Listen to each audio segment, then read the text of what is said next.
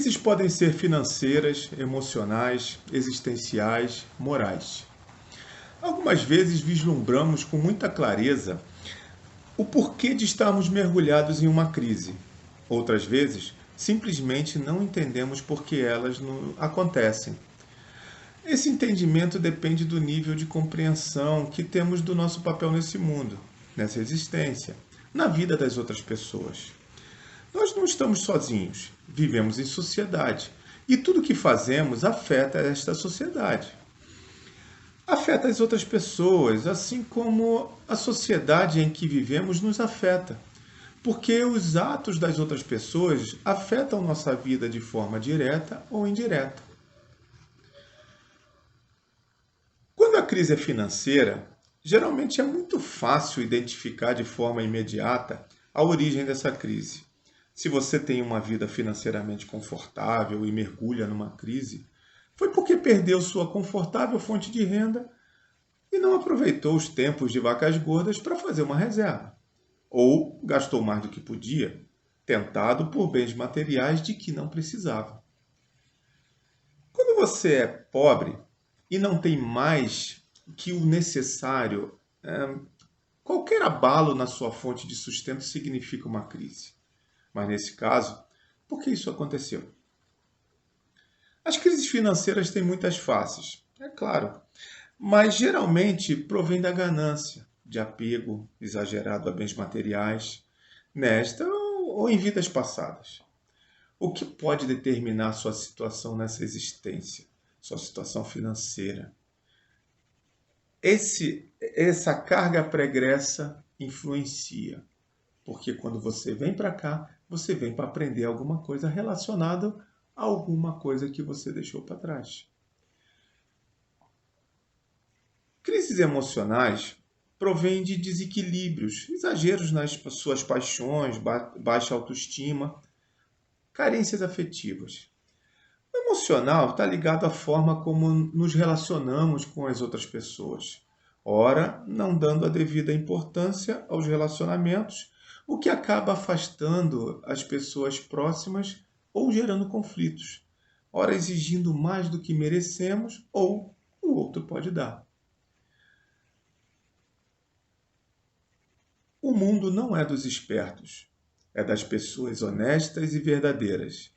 A esperteza um dia é descoberta e vira vergonha. A honestidade se transforma em exemplo para as próximas gerações. Uma corrompe a vida, a outra enobrece a alma. Essa frase atribuída ao nosso querido Francisco Cândido Xavier refere-se à crise moral que assola a sociedade. A crise moral é acharmos normal o que não é certo. É entendermos que cada um por si é a maneira como a sociedade vai melhorar. É achar que melhorar é enriquecer materialmente. Talvez a crise moral seja a mais evidente forma de crise no que diz respeito à sua causa, que é o egoísmo. A doutrina espírita, que tem como principal orientação a filosofia do Cristo, nos traz ensinamentos diversos que sempre desaguam no mesmo mar, o amor ao próximo. O orgulho e o egoísmo são os sentimentos que se contrapõem a este princípio simples, porque eles geram desprezo, geram arrogância e geram ódio. Vivemos em nosso país, e por que não dizer no mundo, uma crise sem precedentes. Não só pela pandemia, mas uma grande crise moral, onde pessoas que se dizem espiritualizadas aplaudem as mortes de pessoas pelas mãos da polícia porque eram bandidos, pobres ou pretos. Do outro lado, pessoas que se autodenominam defensoras dos direitos dos mais fracos pré-julgam a força policial, sem antes saber em que circunstâncias esses agentes agiram, se eles temiam por suas próprias vidas ou não. Não foram poucas as notícias de desvios de verbas destinadas a salvar vidas, e não são raras as percepções de que vidas humanas nada mais parecem do que moeda de troca num jogo político macabro. É essa a sociedade em que estamos vivendo. É esse o mundo em que estamos vivendo, onde simplesmente alguns valores se corrompem facilmente. Rogo a vocês, espíritas, que deem um exemplo. Não estejam na turma dos espertos. E, por favor, não julguem o seu irmão, porque se pudermos inverter a fala de Jesus, olha só, a trave que você vê no olho do teu irmão pode não ser tão grande quanto o cisco que aparentemente não te incomoda. A pior crise que o homem pode estar mergulhado é a crise moral, porque dela provém todas as suas mazelas presentes e futuras. As crises são situações em que mergulhamos por consequência dos nossos atos, nesta ou em existência pregressa.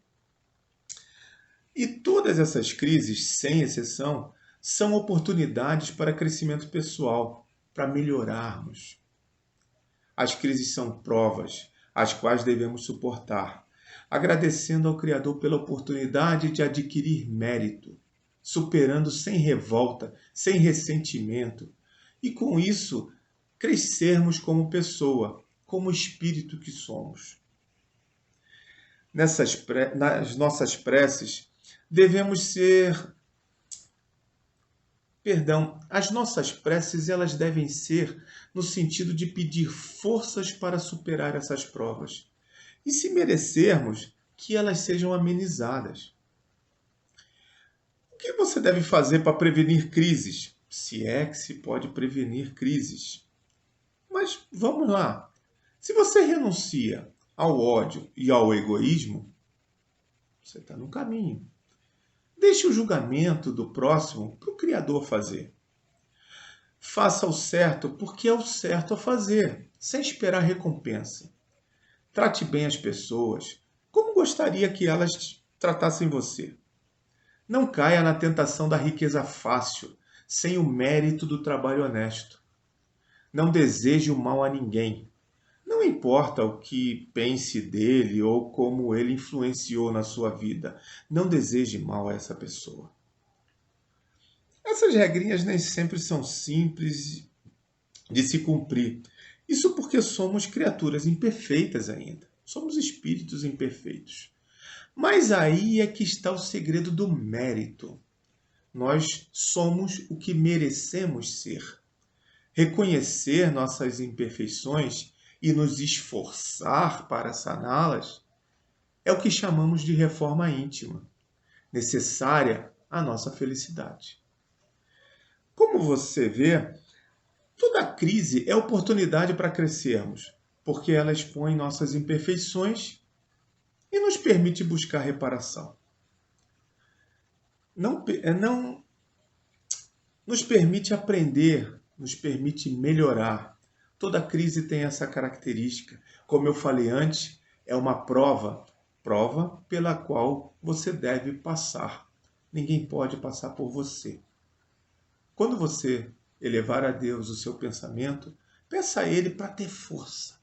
Peça a Ele para ter bom discernimento, para que sua consciência esteja aguçada e te avise quando você pensar em deslizar para fora do caminho correto, para quando você estiver fora do caminho reto.